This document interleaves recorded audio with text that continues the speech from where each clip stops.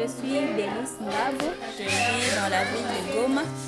Je suis chargée de programme dans l'organisation qui s'appelle Walinzi Foundation. Walinzi Foundation est une organisation qui promeut les droits de l'enfant, la protection de l'enfance.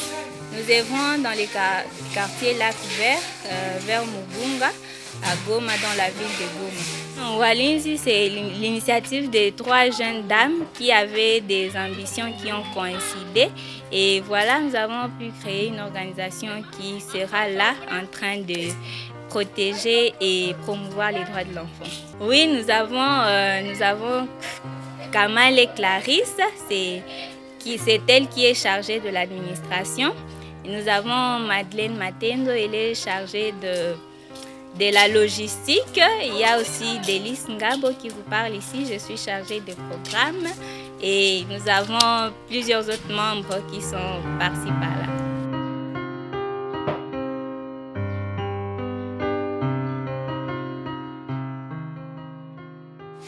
Oui, nous avons plusieurs programmes, entre autres les suivis psychologiques, l'encadrement des enfants et le programme d'alimentation, et que donc nous avons des séances d'encadrement des enfants chaque samedi. Nous avons un programme bien établi pour la séance d'encadrement.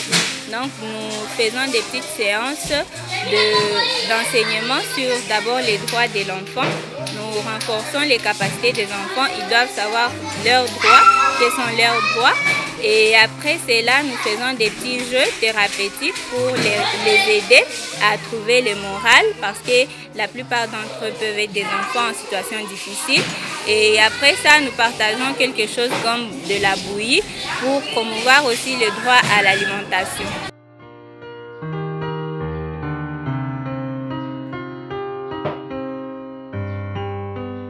Ce sont des enfants qui vivent communément dans le quartier Lac Vert, mais qui sont en situation difficile, c'est-à-dire des situations qui ne leur permettent pas de vivre pleinement leurs droits, parce qu'il y en a d'autres qui n'arrivent pas à aller à l'école malgré la gratuité.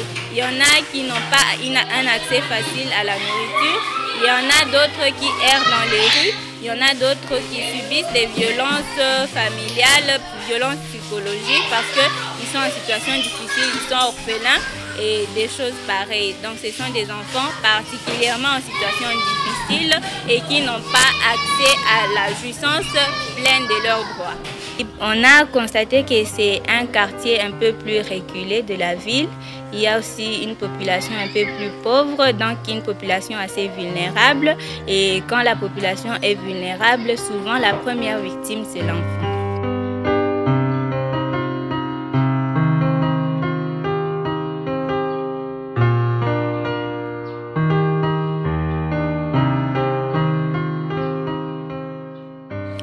Oui, dans le cadre de la lutte contre la malnutrition, qui est aussi un problème majeur pour les enfants du quartier Lac Vert, particulièrement ceux-là qui sont en situation difficile, nous avons estimé que la bouillie est un complément alimentaire qui va les aider à booster un tant soit peu leur santé et les aider aussi à accéder à l'alimentation facile du mieux qu'on peut. Cette bouillie est constituée de céréales et de légumineuses.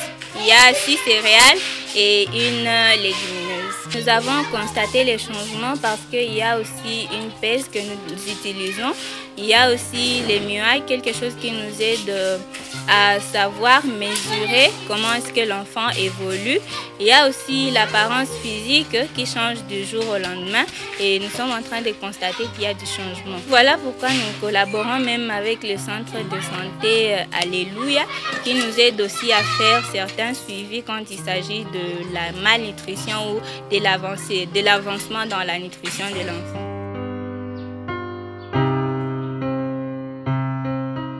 Oui, nous faisons des cotisations. Nous faisons des cotisations mensuelles. Nous avons aussi d'autres donateurs qui sont là pour soutenir différents programmes qui leur tiennent à cœur. Walinzi, c'est un travail de passion, c'est une motivation qui nous tient à cœur et voilà pourquoi on s'est dit que si on encadre bien l'enfance d'aujourd'hui, on sera en train de produire des adultes utiles.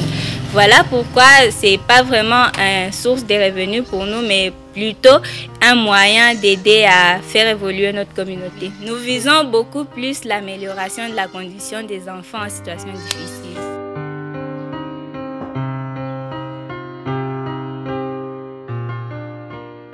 Nous avons jusque-là 70 enfants que nous encadrons dans nos programmes. Pour l'instant, nous œuvrons d'abord dans ces quartiers parce que nos moyens sont encore un peu limités. Voilà pourquoi nous œuvrons encore dans ces quartiers. Donc, ils viennent généralement de ces quartiers. Et parfois, vous accédez au financement? Non, nous n'avons pas encore accès au financement parce que le processus est un peu long dans notre pays, mais nous espérons pouvoir faire mieux dès qu'on y aura accès. Oui, nous pensons améliorer nos activités, améliorer l'apport que nous sommes en train de faire dans la communauté, faire encore plus, pourquoi pas aider encore plus d'enfants dans le cadre de la protection de l'enfance, élargir aussi nos activités.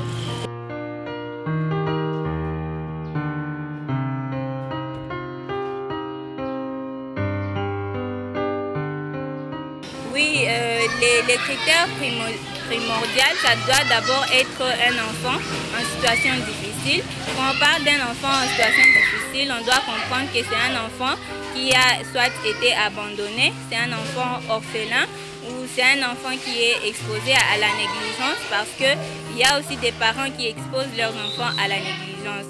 Et ça, c'est un enfant qui mérite d'être protégé et qui mérite de vivre pleinement dans ses droits parce que tous les enfants ont les mêmes droits. Qu'ils soient en situation difficile ou en situation normale, tous les enfants ont les mêmes droits.